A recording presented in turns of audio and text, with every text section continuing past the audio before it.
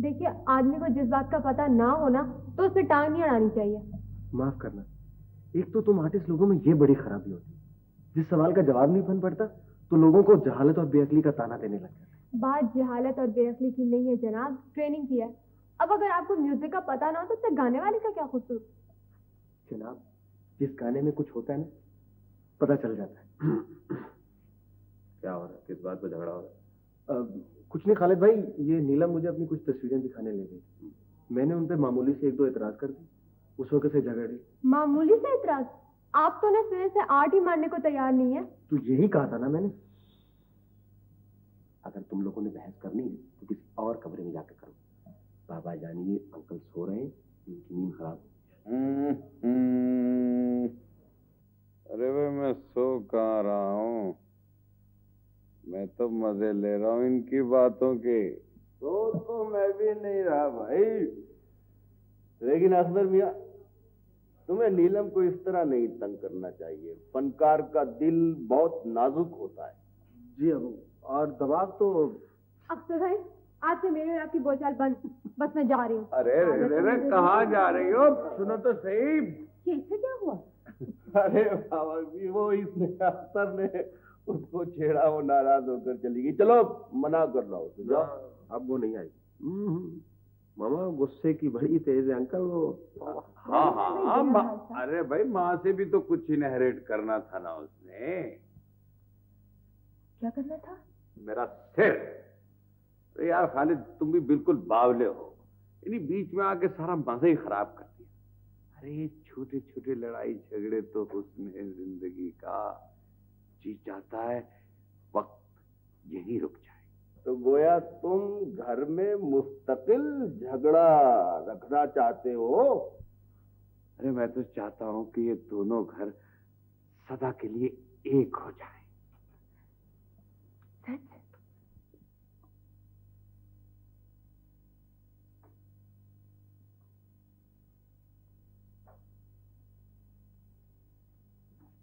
तुम इस वक्त? आओ बैठो। मैं यहाँ बैठने के लिए नहीं आया मिस तमकीन। मैं मिस तमकीन कब से हो गई? सुबह तो तुम कुछ और कह रहे थे। सुबह मुझे असलियत का इल्म नहीं था।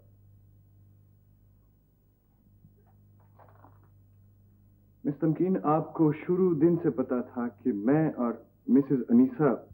हाँ, तुम और मिसेस अनीसा। क्या? अब बनने से कोई फायदा नहीं। मैं जानता हूं आपको पूरी बात का इल्म है, लेकिन शायद आपको इस बात का इल्म नहीं है कि बहरहाल अब इस कहानी को छेड़ने से क्या फायदा। तुम ये नाटक मेरे साथ इसलिए खेल रही हो कि मुझे तबाह बर्बाद करके अपनी मां का इंतकाम ले सको, तो ले लो। इसे दुनिया की ठोकरों में फेंकना चाहती हो ना, फेंक दो, कर लो अपनी खुशी पूरी। तो तुम्हें इल्म हो गया है, लेकिन मेरा इंतकाम इतनी जल्दी पूरा नहीं होगा। तुम्हारा गुनाह इतना छोटा तो नहीं जिसकी इतनी मामूली सजा दी जाए।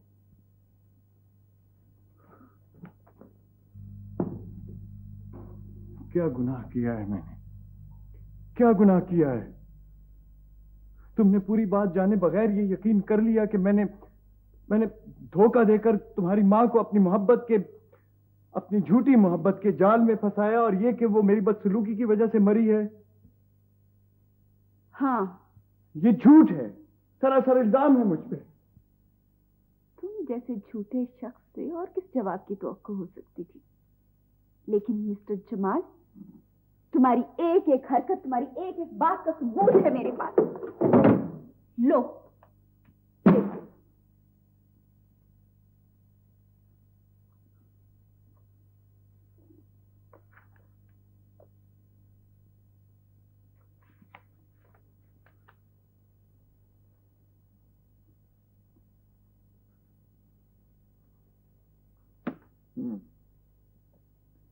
तो ये है तुम्हारी फर्द।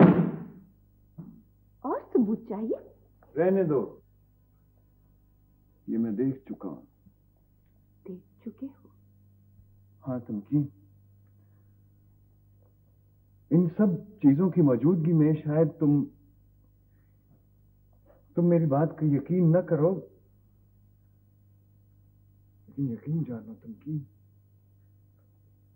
तुम मेरी जिंदगी में आने वाली पहली औरत हो जिससे मैंने सचमुच मोहब्बत की है। ठीक है, अगर तुम्हें यकीन नहीं आता तुम न मानो, मगर मैं ये सब कुछ तुम्हें सिर्फ इसलिए बताना चाहता हूं कि मैं सारी दुनिया से झूठ बोल सकता हूं, तुमसे नहीं।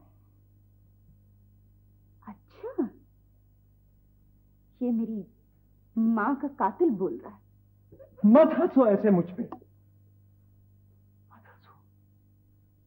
मैंने तुम्हारी माँ को कत्ल नहीं किया।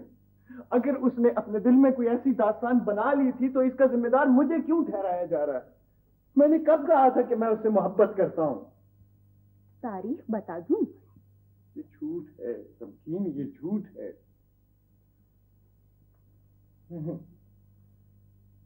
मैंने मिसेस अनीसा से मेल जोल बढ़ाया था, और ये भी सही है कि मैंने ऐसा अपनी एक गरज के लिए किया था, मगर खुदा की कसम मैंने ये कभी नहीं चाहा था कि वो मर जाए। आग लगाकर कहते हो कि धुएं की जिम्मेदार तुम नहीं हो, हवा रोक कर कहते हो कि खुशबू की मौत तुम्हारे हाथ से नहीं हुई। जमाल, कैसे आदमी हो तुम? देखो, मैंने उसे एक शरीफ आदमी की तरह समझाने की कोशिश की थी कि तुम मुझसे शादी नहीं कर सकते इसलिए कि अब तुम्हें उनकी दौलत की जरूरत नहीं रही। नहीं नहीं नहीं तमकीन, ये बात नहीं है, ये बात नहीं है। देखो, तुम बेशक अपने दिल से, अपनी दुनिया से मुझे निकाल दो, मगर मुझे इतना घटिया और जलील मत समझो। मैं तो खुद अपनी नजरों में गिर चुका हूं, तुम मुझे अपनी नजरों से मत गिराओ। ये तो मौत से भी बड़ी सजा है।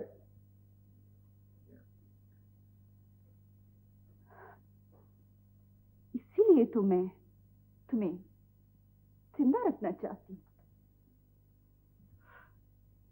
तुम्हें मेरी बात का यकीन नहीं आया। ठीक है, ठीक है, शायद मुझे ये सजा मिलनी ही चाहिए थी। तुम्हारे ख्याल में मैंने दौलत की वजह से तुम्हारी मां को धोखा दिया है, तो ये पड़ी है वो सारी दौलत, मेरा घर, मेरी फैक्ट्री, तमाम बैंक बैलेंस, कार की चाबी, इन सब के कागजात हैं इनमें तुम्हारे नाम। मैं जा रहा हूं।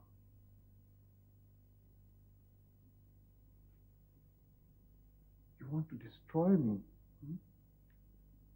All right? तुम मुझे दर बदर होता देखना चाहती हो ना? ठीक है, ठीक है,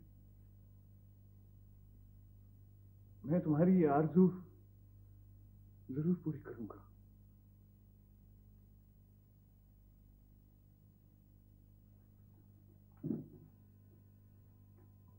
भाभी रहने दें, अब आप जाएं, आराम करें। मैं जो बैठा हूं अहमद अली के पास।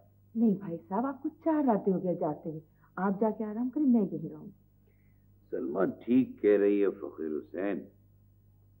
अरे भाई, अब तो उसले सेहत भी हो चुका। तुम जाओ घर, आराम करो फकीर हुसैन। अहमद अली, तुम्हें याद है मैट्रिक के जमाने में हम मकान की छत पे सारी सारी रात पढ़ा करते थे। कैसे कैसे तरीके हमने इजाद किए थे जागने के।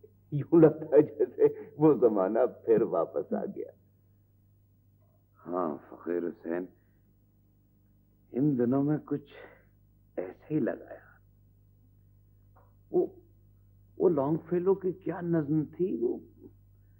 Leave behind footprint on the Sands of time. क्या? अरे भाई वो लॉन्ग फेलो की नज्म के बारे में बात कर रहे थे। अच्छा। अच्छा। भी तो हुए यार फकीर हुसैन, ये खिड़की तो खोल दो। कई साल हो गए चांदनी रात ही नहीं देखी। खिड़की तो मैं खोले देता हूँ, लेकिन चांदनी रात कहाँ, अभी तो चांद की इब्तिदाई तारीखें हैं। अच्छा तो फिर रहने दो, बैठ जाओ, बैठो। यासीन। जी साहब जी। देखो बाहर कौन आया। अच्छा जी। फकीर हुसैन, मुझे तो वक्त का कुछ हिसाब किताब ही नहीं रहा है। होगा कैसे? तुम्हें और हिसाब किताब से फुर्सत मिले तब ना। साहब जी वो सरदार साहब आए हैं। कौन? सरदार जहांगीर। सरदार जहांगीर? वो यहाँ कैसे आया? अहमद अली, ठहरो, मैं उससे बात करता हूँ। अरे नहीं नहीं फकीर हुसैन, तुम बैठो। अरे क्यों आया है वो यहाँ? देखो जाके क्यों आया है।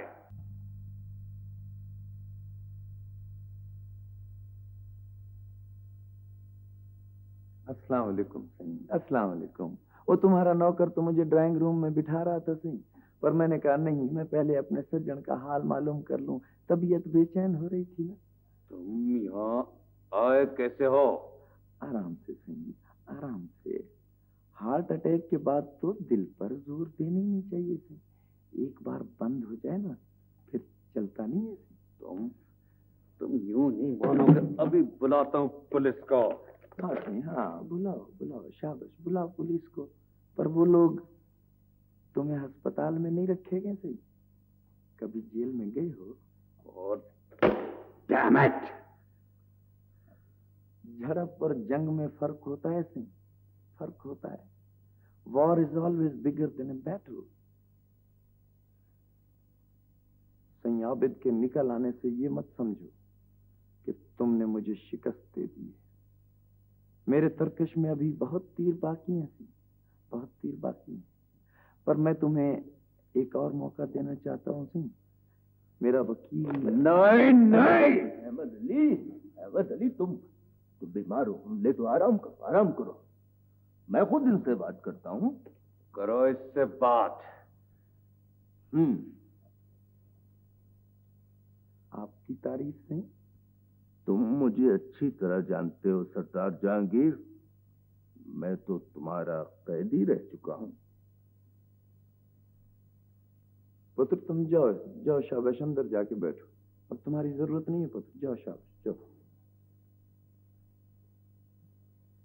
मेरा ख्याल है सही बात जरा खुलकर कर लें आप। सरदार जहांगीर, अहमद अली बीमार है। मैं तुम्हें किसी ऐसी बात की इजाजत नहीं दे सकता जिससे उसके दिल पर असर पड़े। जो कुछ कहना है मुझसे कहो। आराम से, आराम से, ठंडे हो जाओ, शाबाश शाबाश।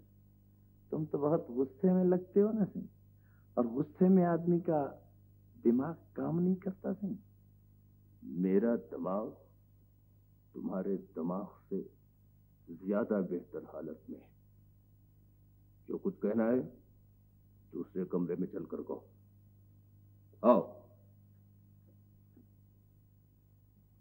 अच्छा सही, तुमसे ही बात कर लेते हैं ना सही, कर लेते हैं तुमसे बात।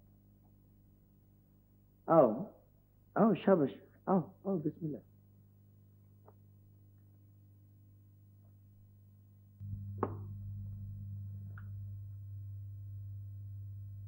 पर तुम बीच में आते ही क्यों हो सही? अहमद अली मेरा भाई है।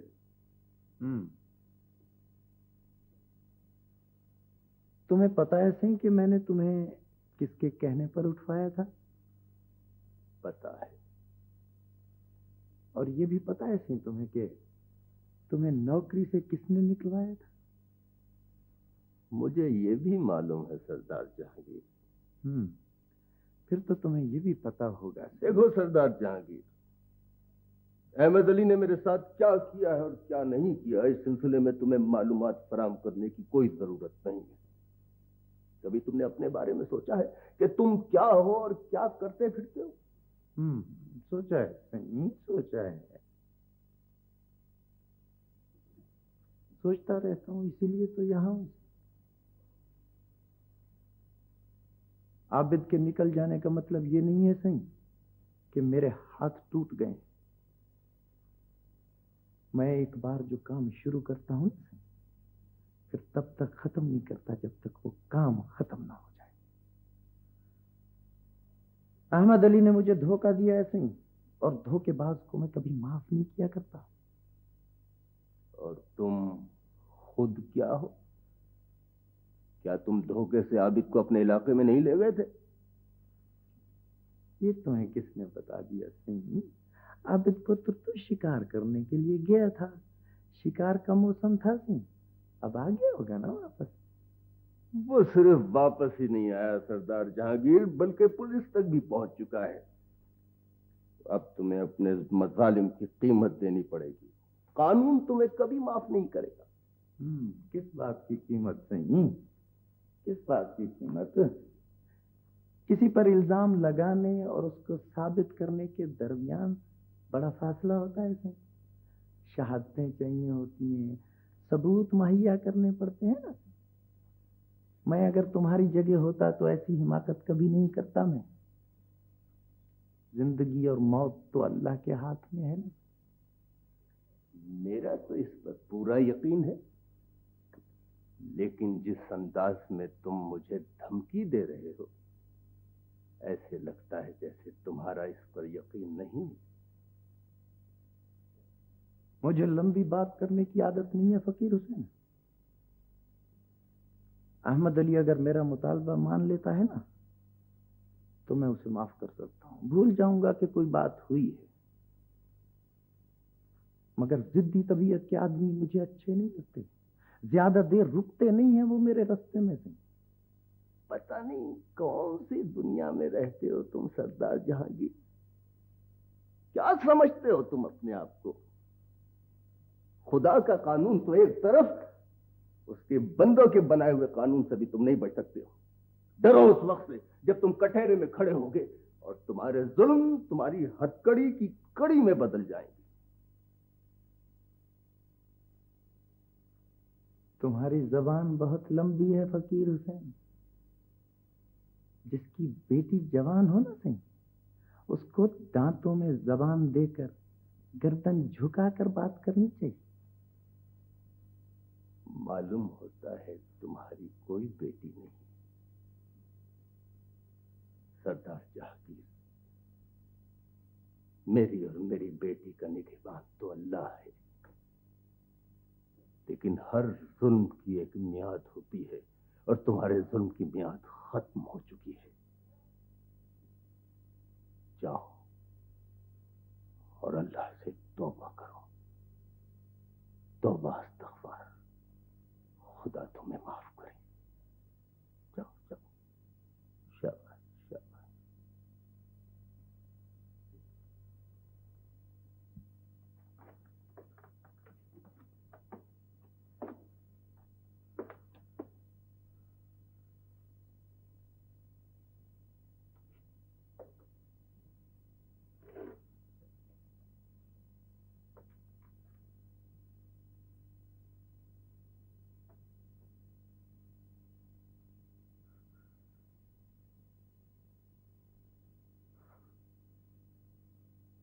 नहीं नहीं सईदा बहन, आप बिल्कुल ना घबराएं।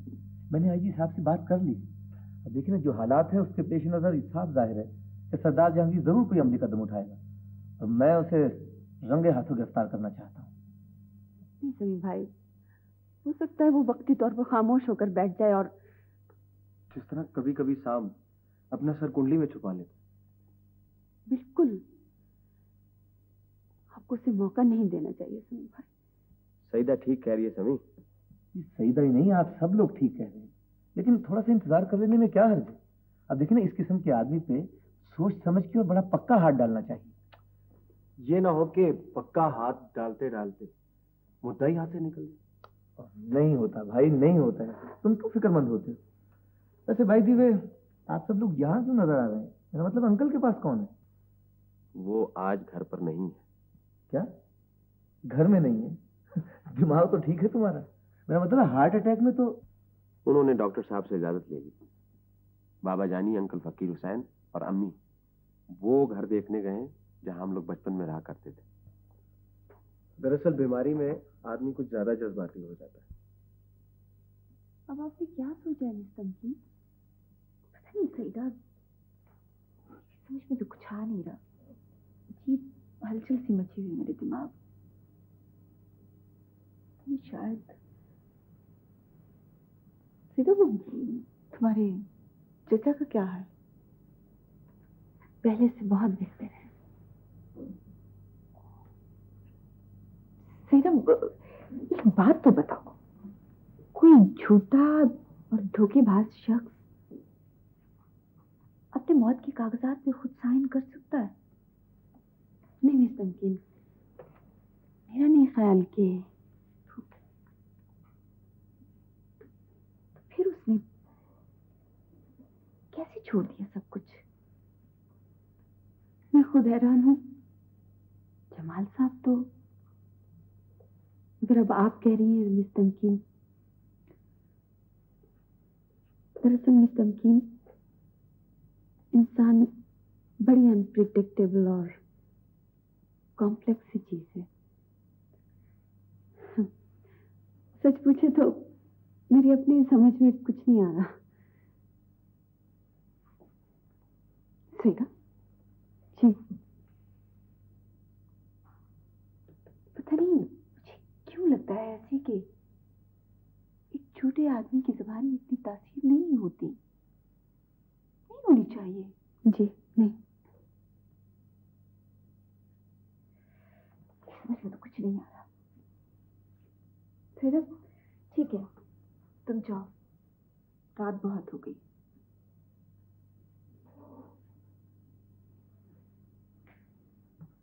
जी मिस तमकीन,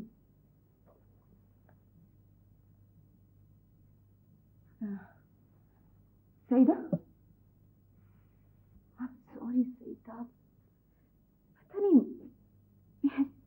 इस वक्त मुझे पता है मिस तमकीन,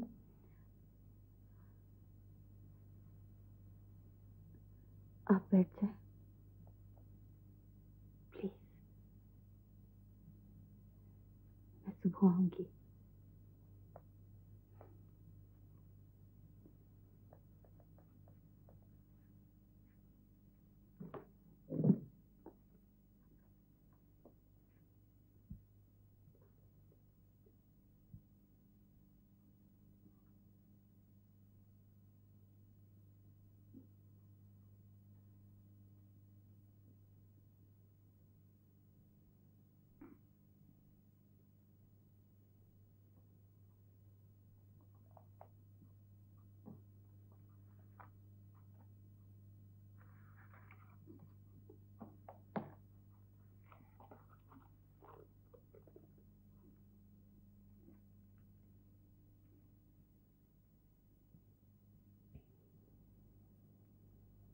पुलिस मेरा कुछ नहीं बिगाड़ सकती पुत्र, उसका इंतजाम मैं कर लूंगा पुत्र, कर लूंगा। लेकिन बाबा साहब, वो हवेली की तलाशी लेने आए थे। मैंने कहा ना, मैं उसका बंदोबस्त कर लूंगा। You mind your own business पुत्र। मुझे तो खतरा है तो वो उस रफीक की तरफ से पुत्र। लगता है जैसे आस्तीन में मैं सांप पालता रहा हूं पुत्र। अंधेरे के तीर में कभी कभी बड़ा खतरा हो जाता है पुत्र। लेकिन बाबा साहब, आप उसको दफा करें। ना पुत्र ना, दफा कैसे करें पुत्र? ऐसे नहीं करते। शिकार में कभी कभी खतरा तो हो जाता है पुत्र, तो जंगल छोड़कर भाग थोड़ी जाते हैं। कर रहा हूं मैं, कर रहा हूं इंतजाम। बंदे छोड़े हुए हैं उसके पीछे, पकड़ लेंगे उसे। बाबा साहब, वो अहमद अली बारी बारी बारी बारी करते हैं हर काम पुत्र, तरीके और सलीके से। पहले जरा ये रफीक वाला टंटा निबेड़ लूं, पुत्र, देखो ना, जख्मी शेर को ज्यादा देर तक जिंदा नहीं छोड़ते हैं, तंग करने लगता है वो। और फिर वो अहमद अली जो है, वो तो मेरी मुट्ठी में है पुत्र। लेकिन बाबा साईं, आप ये सब कुछ क्यों कर रहे हैं? क्या जरूरत है इसकी?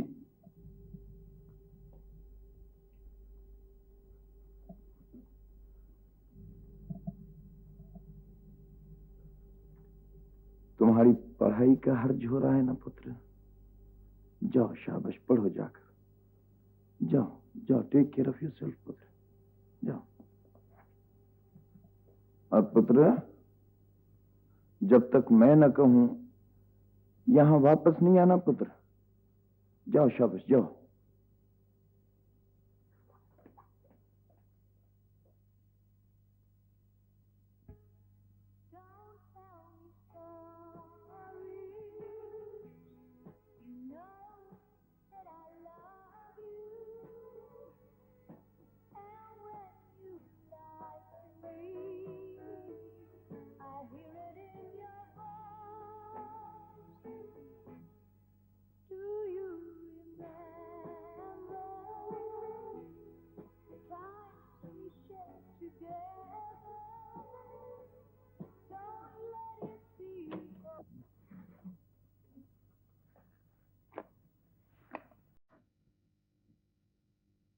मुझे ये सब कुछ नहीं चाहिए।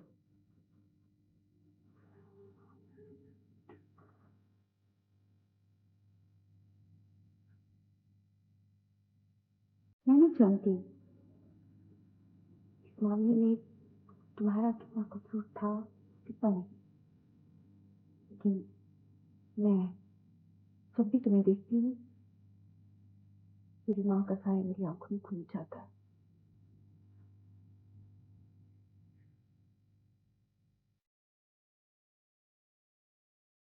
दूर हो जाओ मेरी आंखों से, तुम हो जाओ हमेशा के लिए। कभी मेरे सामने मत आना।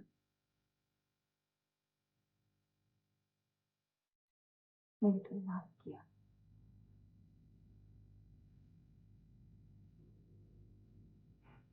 तुम भी मुझे माफ कर दो। कहीं दूर चले जाओ, हमेशा के लिए।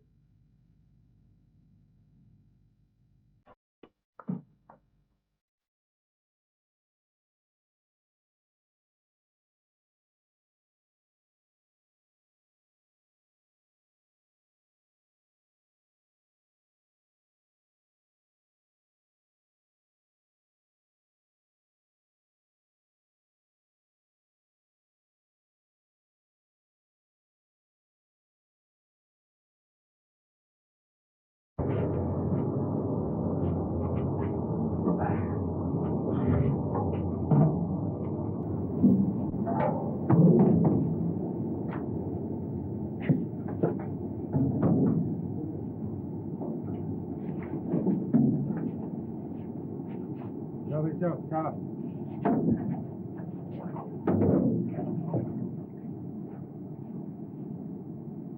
इमामों का हैंडल जी पकड़ा, इमामों जी पकड़ा हैंडल।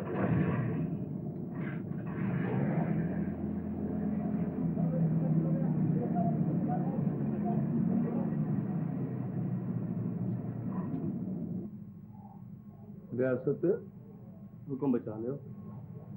पुत्र, उसके साथ और भी कोई आदमी था? कोई ना सही, सलामत है कला। अच्छा पुत्र, जाओ जाओ, शाबाश है। और देखो, घर से किसी को बाहर नहीं आना चाहिए बस। इन्हीं थी सी बच्चा आ लियो, घर दा कख न उड़ांडे सा। वञो पुत्र, वञो, शाबाश, वञो।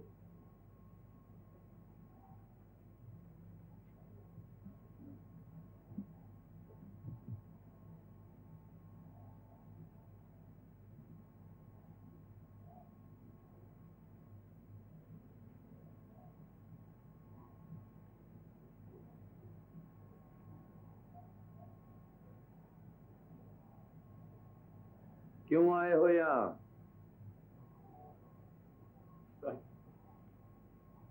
साईं मुझे माफ कर दो साईं, मेरी जान बख्श दो साईं। साईं मैं आपसे भाग नहीं सकता। अब पता चला है तुम्हें? नहीं साईं, शुरू से पता। तो फिर भाग कर क्यों गए थे पुत्र? साईं, साईं वो मुझे मार देना चाहते थे। किसके हुक्म से? आपके हुक्म से साईं। तो अब यहाँ क्यों आए हो पुत्र? मैं तो हुक्म दे चुका हूँ। साईं, इंसान से गलती हो जाती है साईं। साईं मुझे माफ कर दो। साईं मेरे बच्चे यतीम हो जाएंगे। साईं मुझे माफ कर दो। बच्चों ने तो एक न एक दिन यतीम होना ही होता है ना पुत्र। कौन सदा रहा है इस दुनिया में? साईं मुझे माफ कर दो। साईं मुझे माफ कर दो। मैं आपके पाँव पकड़ता हूँ साईं। पुत्र तुम्हें पता है कि मैं अपने मुंह से निकाली हुई बात कभी वापस नहीं लिया करता।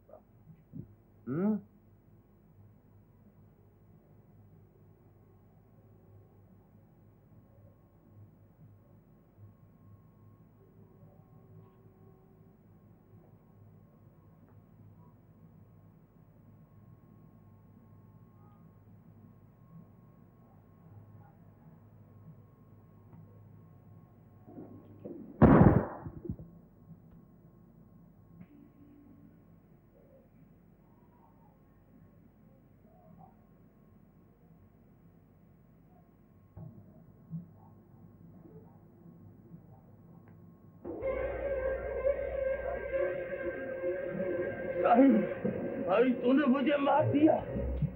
भाई जिसने 20 साल तेरे लिए जेल काटी, भाई तूने उसे मार दिया जिसने अपने बीवी बच्चों के लिए बर्बादी की। भाई भाई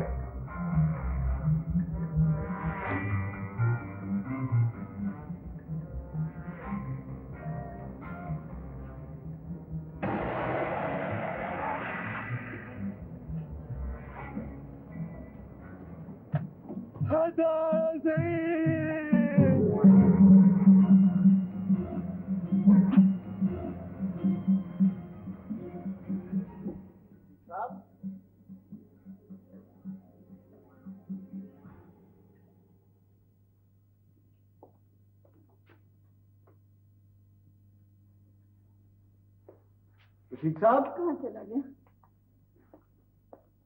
मैंने कहा भी था अख्तर उसको। रफीक साहब, हम लोग तो घबराए गए थे। अस्सलाम वालेकुम बाजी जान। वालेकुम सलाम। कैसे हो अख्तर बाबू? मैं बिल्कुल ठीक हूँ। रफीक साहब, हम आपको एक खुशखबरी सुनाने आए।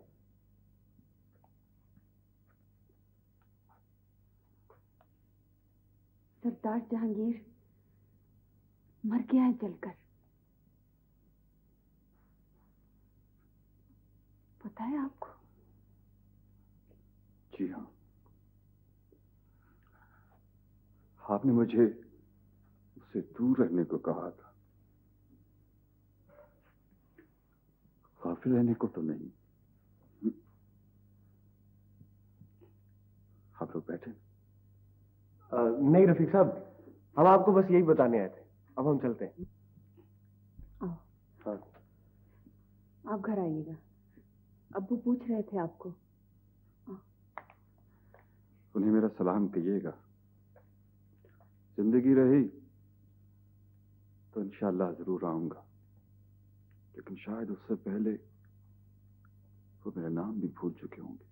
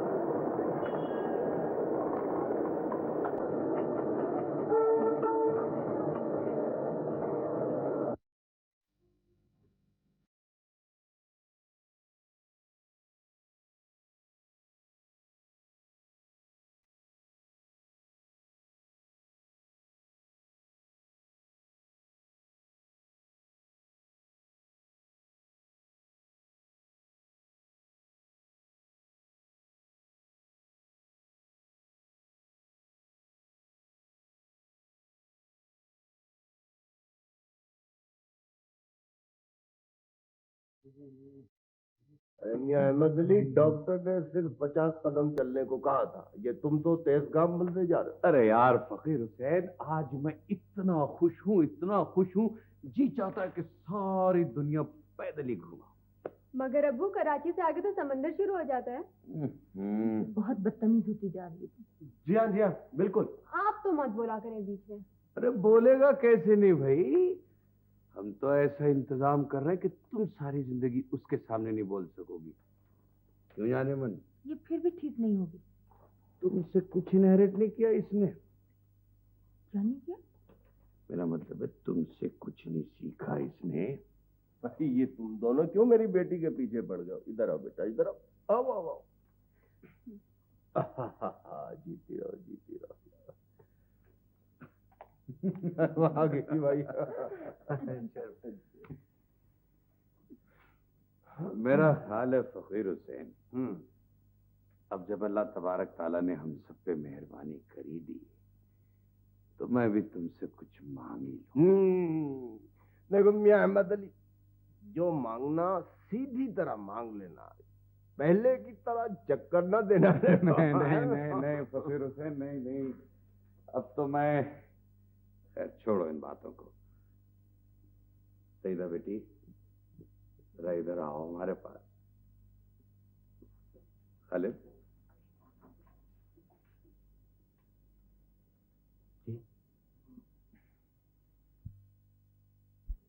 इधर आओ।